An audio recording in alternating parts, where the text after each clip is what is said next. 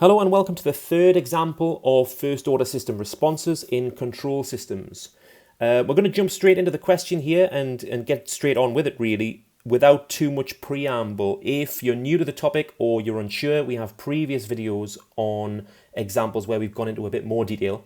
But let's go straight into the third question, and it looks something like this. A thermocouple has a transfer function linking its output in volts to its input in degrees Celsius, and the transfer function looks something like this. It's 30 times 10 to the minus 6 over 10s plus 1. And the question is to calculate the output of the thermocouple in volts after 5 seconds when there is a step input of 100 degrees Celsius at time 0. So we know from previous examples that our step input takes the form of a constant because it occurs at time t equals 0. And in the S domain, we simply have it expressed as 100 over S. And I'm referring to that as theta I S. So it's our input temperature, as it were, in the S domain.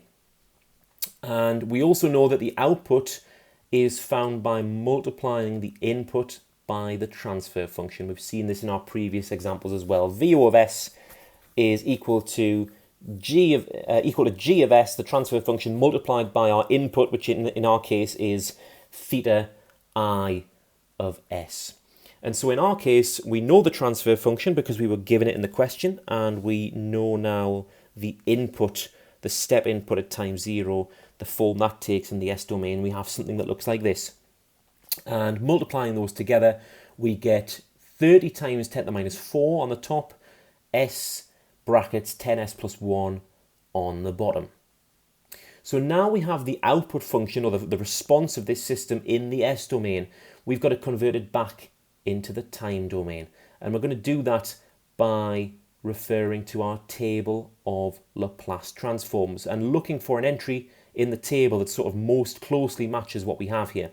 So when we refer to our table, the closest match is probably this one for exponential growth.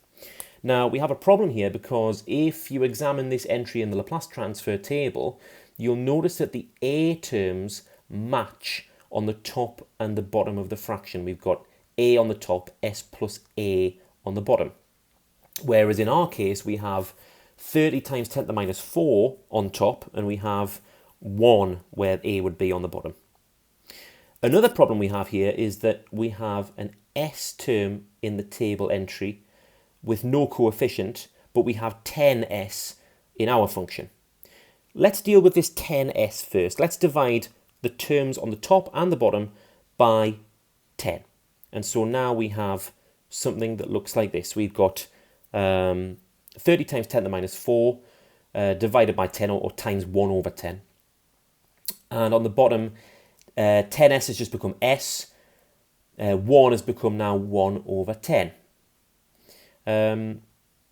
You'll notice I've not divided by 10 here on the top. I've multiplied by 1 over 10. We'll see why in just a second. What I'm also going to do is I'm going to take this constant 30 times 10 to the minus 4. I'm going to take this value outside of the fraction. Because it's a constant, I don't need to subject it to the inverse Laplace transform. I'm going to take it outside as a coefficient and just apply the inverse transform to the fraction only. So now you'll hopefully notice why I've got this 1 over 10 rather than dividing by 10. Because you'll see here that we have a function that matches our entry in the table. The A terms match because they're both 1 over 10. And so that means we can apply our reverse or inverse Laplace transform very easily and find our output in the time domain.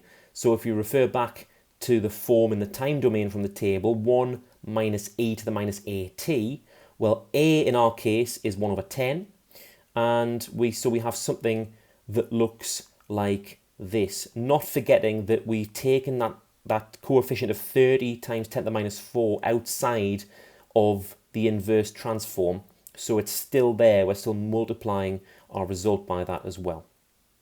So here we have our function now in the time domain. Recalling the original question, it asked us to find the voltage at time 5 seconds. And so we can substitute t equals 5 into this system response function here, because now it's in the time domain in terms of time. So we'd have something like this.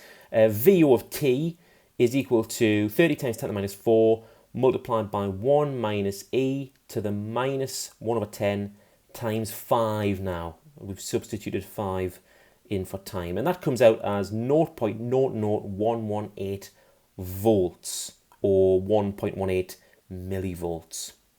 Just for interest's sake, let's see this output response plotted over the course of 30 seconds, which we can do quite easily now because we're in the time domain. And we see something that looks like this. And here's our particular result at 5 seconds marked on the graph as well. So hopefully you found that example useful.